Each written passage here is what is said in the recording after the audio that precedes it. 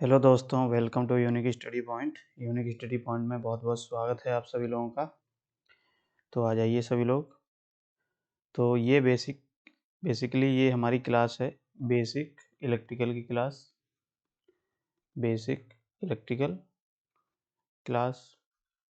और इसमें हम लोग कवर करेंगे अपने पूरा डिप्लोमा का सिलेबस को, डिप्लोमा के सिलेबस को। अब बात करें कि ये किस किस ब्रांच के लिए आपका हेल्पफुल है।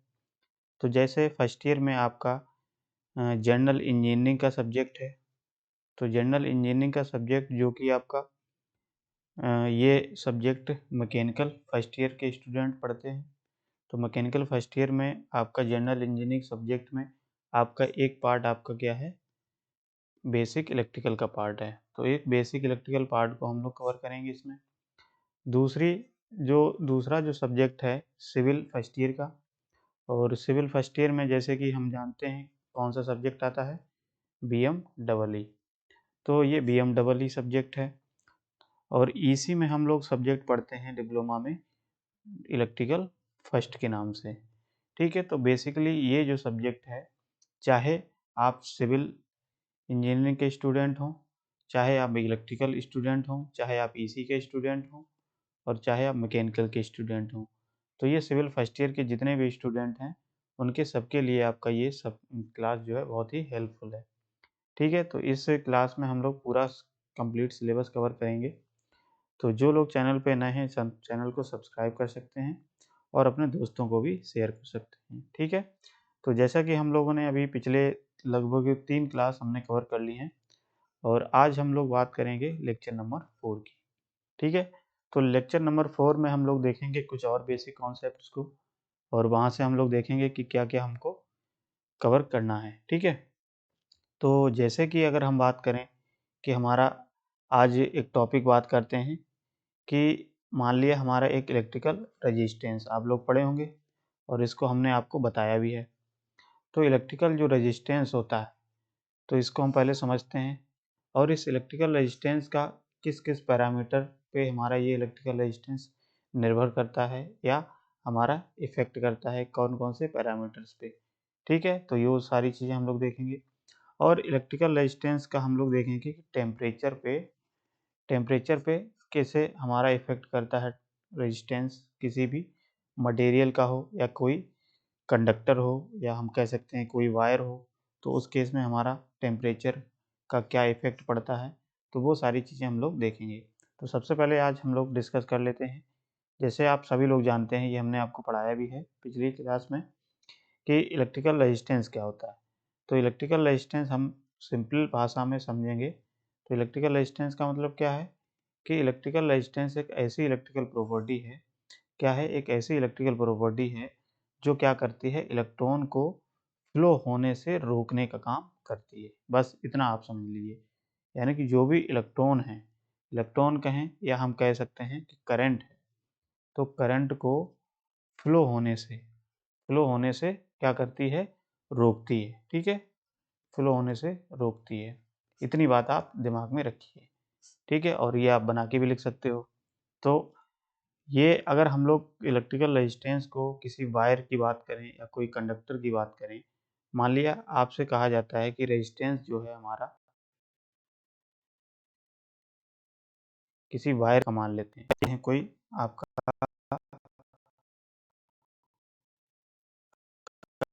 और इस कंडक्टर की अगर बात करें तो रेजिस्टेंस का जाता है, तो कहीं ना कहीं आपको बहुत सारी चीज़ें इस रिलेशन से ही पता चल जाएंगी कि कौन से पैरामीटर्स होते हैं जो हमारे प्रभाव डालते हैं किस पे, रेजिस्टेंस पे। ठीक है, तो जैसे बात करें तो ये रिलेशन क्या है, जैसे R हमारा होता है equals to rho L upon A. ठीक है, तो ये रिलेशन आप सभी लोगों को पता होगा, हमने पढ़ाया भी है।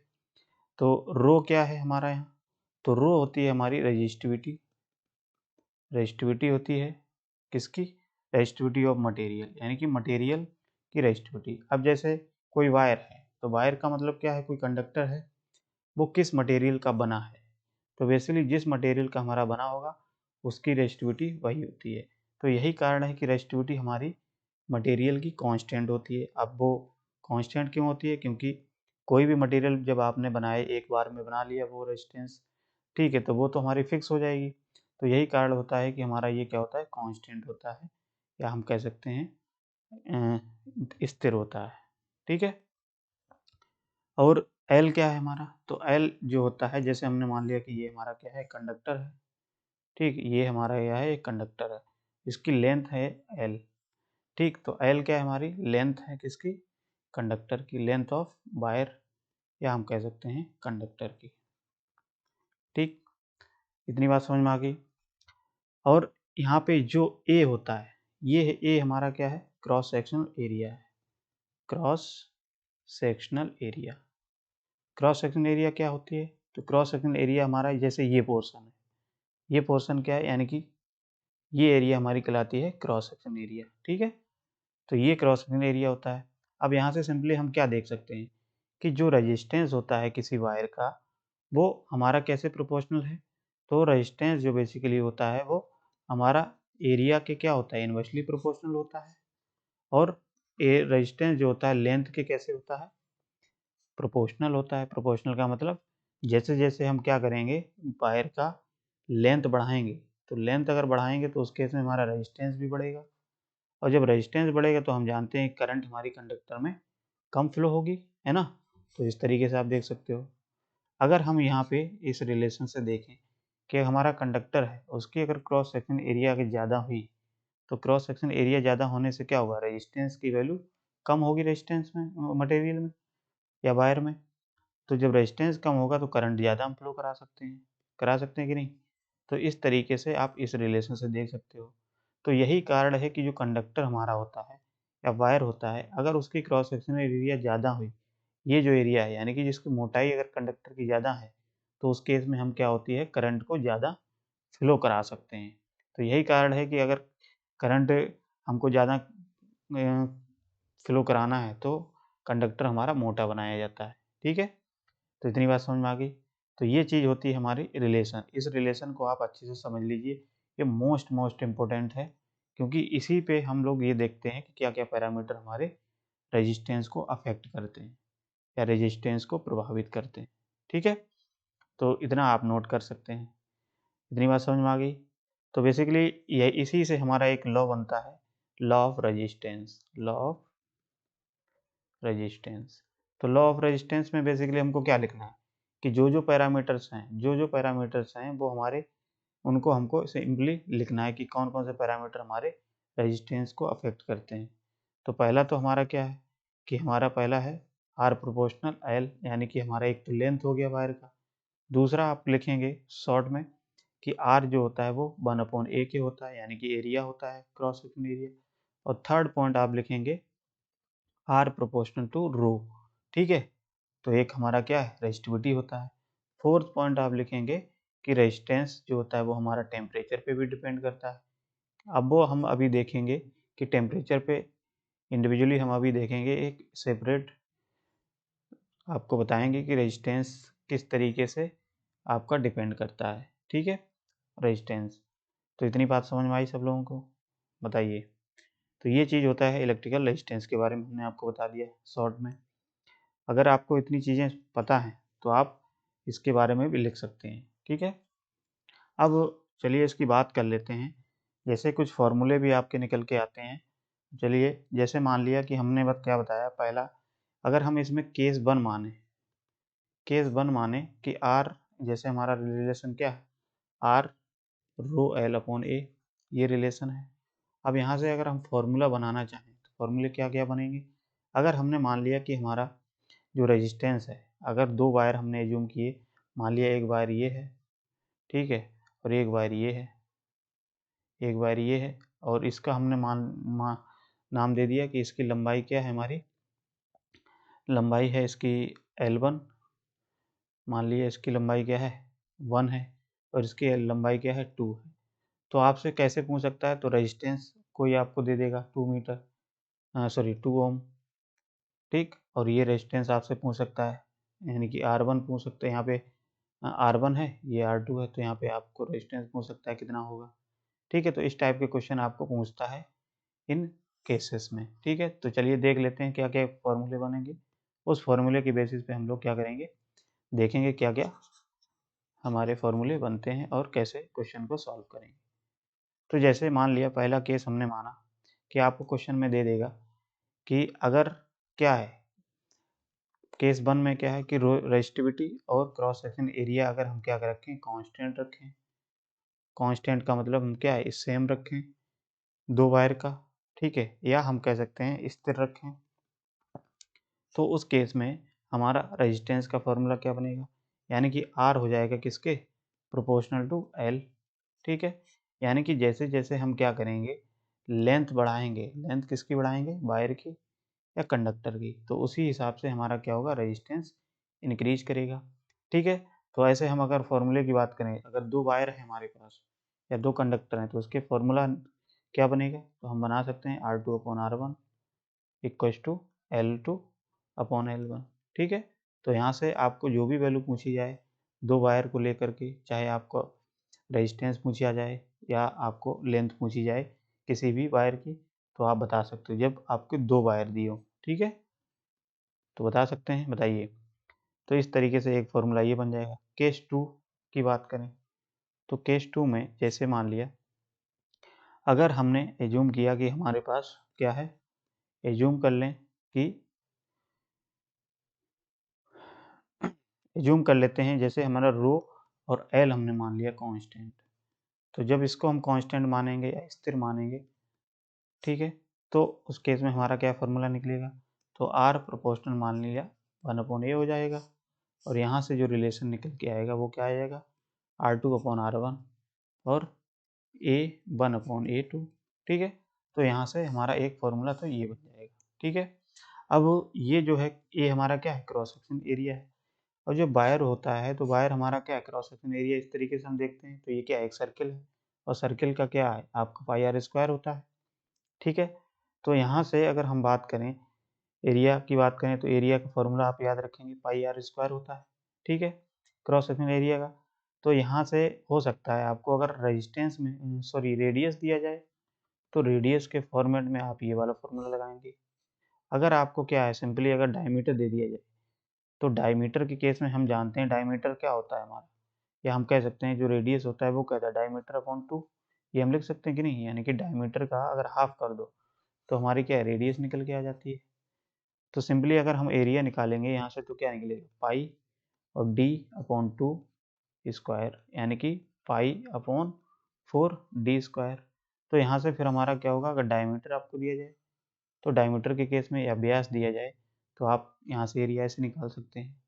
बताइए, तो सिंपली आपको एरिया ही निकालना बहुत ज़रूरी होता है, क्योंकि एरिया अगर आपने फाइंड आउट कर लिया तो आप आसानी से क्वेश्चन को सॉल्व कर लेंगे। बताइए, इतनी बात क्लियर है सभी लोगों को।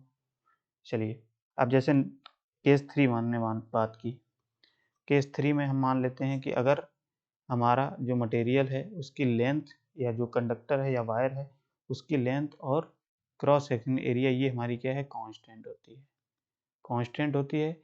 लेकिन जो मटेरियल है, जो मटेरियल है मटेरियल पे ही हमारी रेजिस्टिविटी डिपेंड करती है। लेकिन मटेरियल हम क्या मान लिया कि मटेरियल जो होता है वो डिफरेंट होता है, यानी कि अलग अलग होता है। तो मटेरियल डिफरेंट होता है तो उस केस में जो हमारा फॉर्मूला बनेगा वो क्या बनेगा, are proportional to row.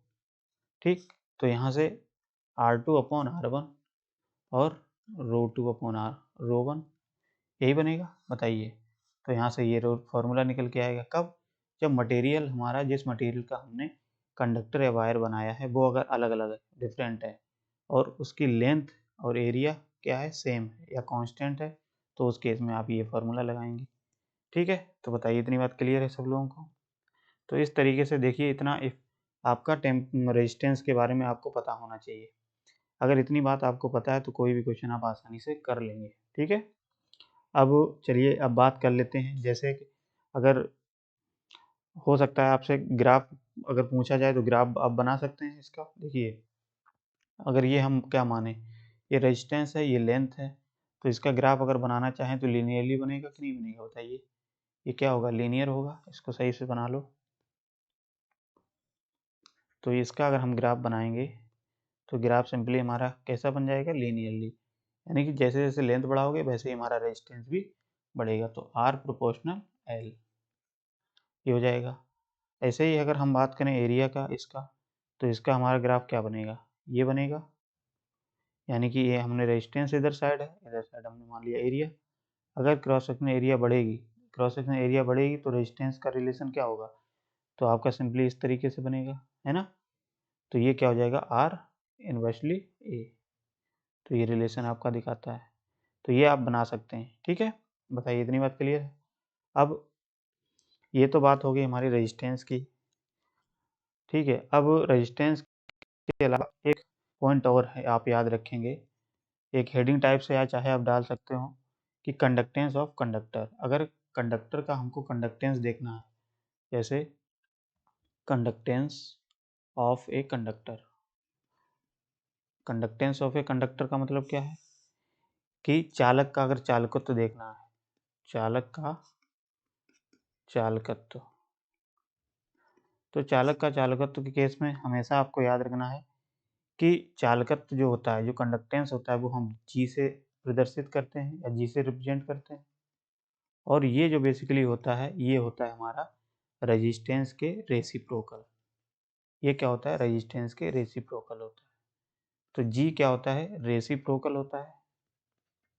Reciprocal किसके होता है, रेजिस्टेंस के। ये पॉइंट आप याद रखेंगे, ठीक है। यानी कि जो इफेक्ट रेजिस्टेंस का होगा, सेम अपोजिट किसका इफेक्ट होगा, कंडक्टेंस का। यानी कि रेजिस्टेंस का काम क्या है, करंट को रोकना, करंट को रोकना, और कंडक्टेंस का काम क्या है कि करंट को फ्लो होना, फ्लो कराना, है ना। अगर उसके कंडक्टिविटी ज़्यादा हुई तो इसका मतलब क्या है, करंट हमारी ज़्यादा फ्लो हो रही है।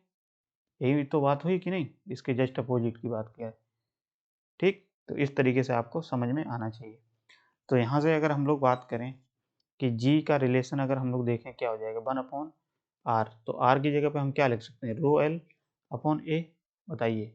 और A हम जब इसको सॉल्व करेंगे तो हमारा क्या हो जाएगा, A अपॉन रो L हो जाएगा, ठीक है। तो एक तो रिलेशन हमारा यहाँ से ये निकल गया।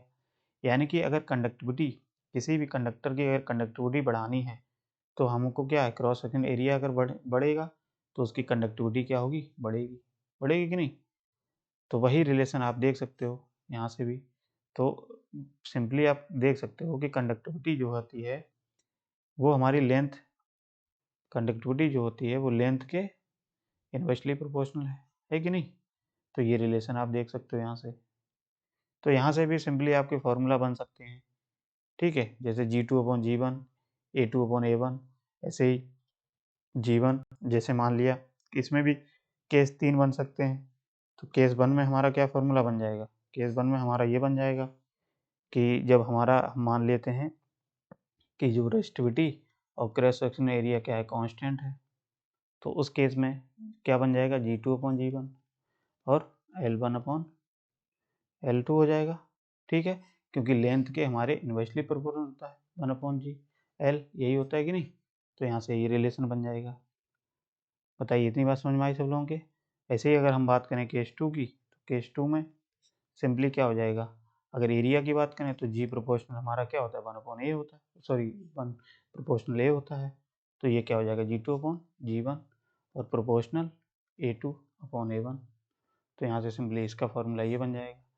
तो कोई भी आपको फॉर्मूला पूछा जाए तो यहाँ से आपको सिंपली यही ध्यान देना है कि हमारा रिलेशन क्या होता है। सिंपली जो जो रिलेशन है, ये रिलेशन, इस रिलेशन से आपको पता करनी है जो हमारा ड्राइव करते हैं। बताइए, इतनी बात समझ में आई। तो इस तरीके से ये होती है हमारी कंडक्टिविटी, कंडक्टेंस, सॉरी कंडक्टेंस क्या है, यानी कि चालक का चालकत्व, चालकत्व कहलाता है कंडक्टेंस, यानी कि रेजिस्टेंस के इन्वर्सली प्रोपोर्शनल होता है। तो आप ऐसे समझ लीजिए। अब बात करें कि एक होती है हमारी specific conductivity, sorry specific conductance. एक क्या होता है, इस पॉइंट को भी आप नोट कर सकते हैं। एक होती है स्पेसिफिक कंडक्टेंस। स्पेसिफिक कंडक्टेंस क्या है, तो स्पेसिफिक कंडक्टेंस का मतलब क्या है, हम मान लेते हैं किसी चालक का विशिष्ट चालकत्व बोलते हैं इसको, विशिष्ट चालकत्व। तो विशिष्ट चालकत्व बेसिकली क्या है कि जो रेजिस्टिविटी होती है, विशिष्ट चालकत्व हम किससे रिप्रेजेंट करते हैं, इसको हम रिप्रेजेंट करते हैं एक सिग्मा। ये क्या होता है, सिग्मा बोलते हैं इसको। तो इससे रिप्रेजेंट करते हैं और ये बेसिकली किसी मटेरियल का या किसी मटेरियल का मान लेते हैं जो विशिष्ट चालकता होती है वो उसके प्रतिरोध का, यानी कि जो प्रतिरोध होता है जो एक तरीके से विशिष्ट प्रतिरोध होता है, उस विशिष्ट प्रतिरोध के रेसिप्रोकल होता है। तो विशिष्ट प्रतिरोध कहें या हम कहें रेजिस्टिविटी, तो रेजिस्टिविटी के कैसे होता है, रेसिप्रोकल होता है। जैसे हम मान लेते हैं कि सिग्मा क्या है, 1/ρ की है। ठीक, तो ये पॉइंट याद रखना। यानी कि जो स्पेसिफिक कंडक्टिविटी होती है, जो स्पेसिफिक मान लेते हैं स्पेसिफिक कंडक्टेंस होता है, स्पेसिफिक कंडक्टेंस जो है वो हमारा क्या है, रेसिप्रोकल है। रेसिप्रोकल होता है, रेसिप्रोकल ऑफ किसके, रेजिस्टिविटी के, रेजिस्टिविटी के। तो ये देखो हमारी रेजिस्टिविटी है कि नहीं मटेरियल की, तो मटेरियल की रेजिस्टिविटी के रेसिप्रोकल है कि नहीं हमारे ये सिग्मा, यानी कि सिग्मा क्या है, हमारी स्पेसिफिक कंडक्टेंस है। तो आपको ये पता होना चाहिए। और ये हम कह सकते हैं या विशिष्ट प्रतिरोध है, विशिष्ट प्रतिरोध है, या प्रतिरोधकता भी बोलते हैं इसको। क्या बोलते हैं, प्रतिरोधकता बोलते हैं, प्रतिरोधकता। तो ये हमारा क्या होता है, रेसिप्रोकल होता है किसके, स्पेसिफिक कंडक्टेंस के। इतनी बात समझ में आ गई। तो ये पॉइंट आप याद रखिएगा। तो यहाँ से आपके क्वेश्चन भी बनते हैं। तो क्वेश्चन क्या क्या होंगे, तो वो चीज़ हम अभी बाद में करेंगे। अभी फ़िलहाल इतनी बात समझिए। तो ये सारे पॉइंट हमने डिस्कस कर लिए। अब जैसे टेम्परेचर की बात आती है, तो टेम्परेचर का किस तरीके से हमारा रेजिस्टेंस पे इफ़ेक्ट करता है, या हम कह सकते हैं किस तरीके से रेजिस्टेंस पर प्रभाव डालता है, तो वो हम देख लेते हैं। तो बेसिकली एक बात याद रखना कि हम मान लेते हैं क्या है, temperature effect, temperature effect on resistance, यानी कि रेजिस्टेंस पर टेम्परेचर का प्रभाव, रेजिस्टेंस पर टेम्परेचर का प्रभाव। अब टेम्परेचर का प्रभाव कैसे होता है, तो बेसिकली हमारा जो टेम्परेचर का प्रभाव होता है वो डिपेंड करता है किस पे, मटेरियल पे, कि हमारा जो रेजिस्टेंस है वो किस मटेरियल का बना है। ठीक है, किस पे डिपेंड करता है, मटेरियल पे। तो मटेरियल किसका बना है, किस मटेरियल का हमारा रेजिस्टेंस बना है। ठीक है, किस, तो उस केस में हम देख सकते हैं अब मटेरियल हमारा कैस क्या क्या हो सकता है। तो मटेरियल हमारा हो सकता है मेटल हो सकता है, मेटल हो सकता है, मेटल का मतलब क्या है, धातु का बना हो सकता है, धातु। ठीक है, या हमारा हो सकता है मेटल की जगह पे हमारा हो सकता है एलॉय हो सकता है, एलॉय यानी कि मिश्र धातु हो सकता है, मिश्र धातु। और या तो हमारा हो सकता है सेमीकंडक्टर, सेमीकंडक्टर। ठीक है, हम कह सकते हैं ये क्या है, सेमीकंडक्टर मीन्स अर्धचालक, अर्धचालक। और यह हमारा मटेरियल कैसा हो सकता है, या हमारा मटेरियल हो सकता है नॉन मेटल, नॉन मेटल मतलब अधातु हो सकती है। ठीक है, तो बेसिकली हमारे मटेरियल जो टेम्परेचर होगा, तो इनमें हम सब में देखेंगे कि किस तरीके से टेम्परेचर का इफेक्ट पड़ता है इन सारे मटेरियल पे। ठीक है, जैसे अगर बात करें सबसे पहले मेटल की, तो मेटल में मान लिया कि हमारा क्या है, मेटल है। मेटल का मतलब क्या है कि धातु है, और धातु में हम जानते हैं हमारे फ्री इलेक्ट्रॉन होते हैं। ठीक है, बहुत सारे फ्री इलेक्ट्रॉन्स होते हैं। तो नॉर्मल टेम्परेचर पे याद रखना, नॉर्मल टेम्परेचर पे, तो नॉर्मल टेम्परेचर पे जो हमारे इलेक्ट्रॉन होते हैं किसी भी कंडक्टर में, वो क्या होते हैं, रेंडमली क्या करते हैं, रेंडमली मूव करते हैं। और रेंडमली मूव करने के कारण, ठीक है, रेंडमली यानी कि अनियमित, हाँ कह सकते हो हिंदी में, कोई एक निश्चित डायरेक्शन में नहीं होते हैं। ठीक है, इलेक्ट्रॉन का फ्लो। तो अगर हम क्या करें इसमें, अगर टेम्परेचर हम नॉर्मल से, अगर सपोज करो टेम्परेचर हमारा लो है, तो लो टेम्परेचर पे जो इलेक्ट्रॉन्स होते हैं हमारे, वो एक तरीके से लगभग स्टेशनरी होते हैं। स्टेशनरी का मतलब क्या है, स्थिर होते हैं, यानी कि मूव नहीं कर रहे होते हैं। तो अगर हमने क्या किया, अगर नॉर्मल टेम्परेचर से हमने टेम्परेचर बढ़ाया मटेरियल का या धातु का, तो उस केस में क्या होंगे कि जो हमारे इलेक्ट्रॉन्स होते हैं वो क्या करेंगे, अपनी जगह पे वाइब्रेट करेंगे। और वाइब्रेट करने के कारण क्या होते हैं, अपनी मीन पाथ जो भी उसका पाथ है वो वाइब्रेट करेंगे। क्यों करेंगे, क्योंकि हम जैसे ही टेम्परेचर देते हैं तो ये इलेक्ट्रॉन को एनर्जी मिलती है और इलेक्ट्रॉन क्या करता है, वाइब्रेट होने लगता है। तो ये वाइब्रेट इलेक्ट्रॉन बहुत ज़्यादा होने के कारण ये वाइब्रेट होते हैं। वाइब्रेट होने के कारण क्या होते हैं, जो इलेक्ट्रॉन का फ्लो होता है वो इलेक्ट्रॉन का फ्लो एक तरीके से नहीं हो पाता है। क्यों नहीं हो पाता है, क्योंकि ये इन्हें वाइब्रेशन के कारण ये टकराते हैं आपस में, और टकराने के कारण क्या होता है, हमारा टेम्परेचर बढ़ता है। और टेम्परेचर बढ़ने से फिर उस केस में क्या होगा, हमारा रेजिस्टेंस जो है वो बढ़ता है। ठीक है, तो ये एक प्रोसेस होता है फिजिकली, आप समझ सकते हो प्रैक्टिकली चीज़ें। तो ये कारण होता है टेम्परेचर में मेटल का। तो सीधे सिंपल भाषा में अगर कहें कि अगर हम टेम्परेचर बढ़ाते हैं तो टेम्परेचर बढ़ाने से सिंपली हमारा रेजिस्टेंस भी बढ़ता है। ठीक है, यानी कि अगर टेम्परेचर बढ़ाओगे तो रेजिस्टेंस भी मटेरियल का बढ़ता है। कब, जब हमारा ये मेटल होता है। तो सिंपली टेम्परेचर जैसे जैसे बढ़ाओगे वैसे ही हमारा रेजिस्टेंस भी बढ़ता है। ये मेटल के केस में होता है। तो जैसे अगर हम इसका ग्राफ बनाना चाहें आपको, तो इसका ग्राफ देख लीजिए। जैसे ये है, मान लिया हमने ग्राफ बनाया है आपको। जैसे हमने मान लिया कि ये हमारा एक रेजिस्टेंस है वाई एक्सिस पे, और एक्स एक्सिस पे हमने मान लिया कि टेम्परेचर है। ठीक, और ये 0 डिग्री टेम्परेचर है, 0 डिग्री सेल्सियस पर। इधर हम मान लेते हैं कोई 100 डिग्री सेल्सियस पे है। इधर -234.5 मान लीजिए डिग्री सेल्सियस। तो सिंपली 0 डिग्री पे अगर कॉपर हमने मान लिया, कॉपर क्या है हमारा, कॉपर है, एल्युमिनियम है, ये सारे क्या है, हमारे मेटल हैं। तो अगर हमने मान लिया कि कॉपर है, तो कॉपर के केस में जो रेजिस्टेंस होता है 0 डिग्री सेल्सियस पे, कॉपर के केस में 0 डिग्री सेल्सियस पे जो रेजिस्टेंस होता है वो हमारा कितना होता है, 100 ओम होता है। ठीक है, तो मान लिया हमारा 100 ओम है। कॉपर के केस में हमने देख लिया, कोई भी मेटल ले सकते हो। तो अगर हमने कॉपर का एग्जांपल लिया तो 100 ओम है। अब हमने मान लिया कि अगर हमने इसको टेम्परेचर बढ़ाना स्टार्ट किया, तो टेम्परेचर बढ़ाएंगे तो रेजिस्टेंस हमारा क्या होगा, बढ़ेगा। तो टेम्परेचर हमारा फिर कैसे बढ़ता है, लीनियरली बढ़ता है, ऐसे बढ़ता है लीनियरली। यानी कि हमने टेम्परेचर बढ़ाया और लीनियरली हमारा क्या होगा, इस केस में टेम्परेचर बढ़ाने से रेजिस्टेंस भी बढ़ रहा है। ठीक है, अगर हमने 0 डिग्री टेम्परेचर से कम किया तो ये रेजिस्टेंस हमारा क्या होगा, कम होगा, डिक्रीज होगा। ठीक, तो ये हमारा टेम्परेचर डिक्रीज होगा।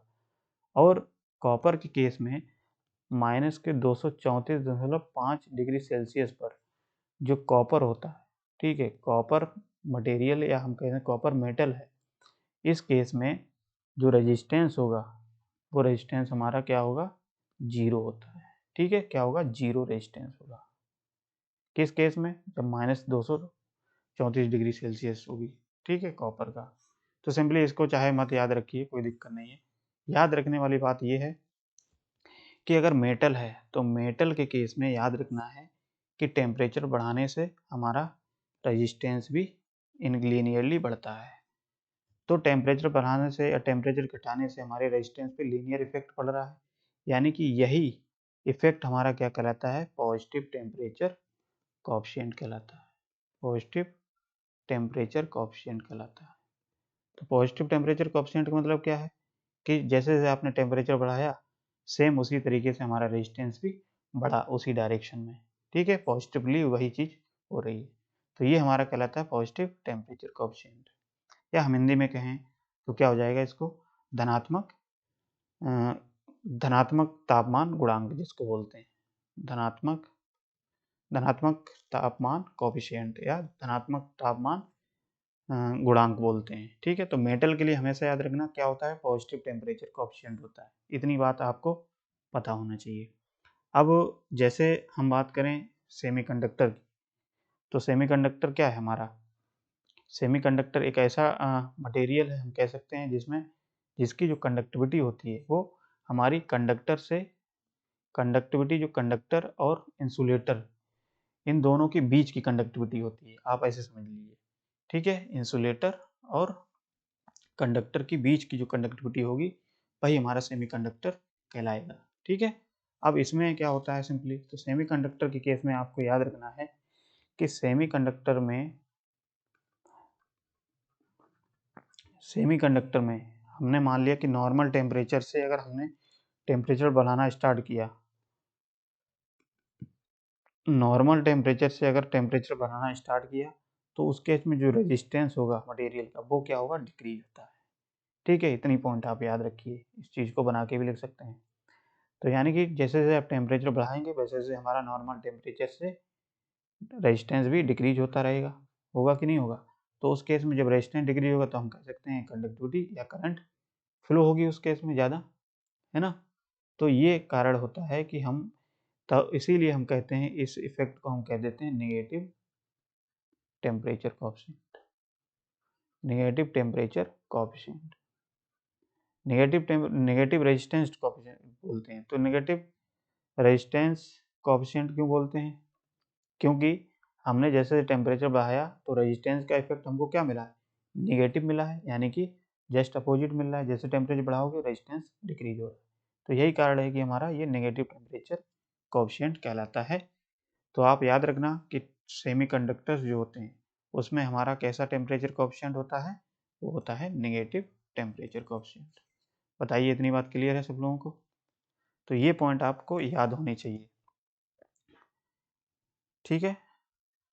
तो इस तरीके से मेन पॉइंट तो आपके सिंपली यही हैं। एक मेटल में आप देख लीजिए और एक सेमीकंडक्टर्स में देख लीजिए, ठीक है। क्योंकि हमारे दो ही मटेरियल जो होते हैं सबसे ज़्यादा यूज होते हैं। ऐसे ही हमारा कह सकते हैं इंसुलेटर होता है, तो इंसुलेटर के केस में भी हम लोग देखते हैं, ठीक है। तो ऐसे आप देख लीजिएगा और इसका हम देखते हैं नेक्स्ट क्लास में। इसमें और 2-3 टॉपिक बचे हैं, इसको हम पूरा करा देंगे कि क्या क्या इफेक्ट पड़ता है, ठीक है। तो चलो आज के लिए इतना ही रखते हैं, फिर नेक्स्ट क्लास में मिलते हैं कुछ नए टॉपिक्स के साथ में। तो जो लोग चैनल पे नए हैं चैनल को सब्सक्राइब कर सकते हैं और अपने दोस्तों को भी शेयर कर सकते हैं। चलिए फिर मिलते हैं नेक्स्ट क्लास में, ठीक है। बहुत बहुत धन्यवाद सभी लोगों का।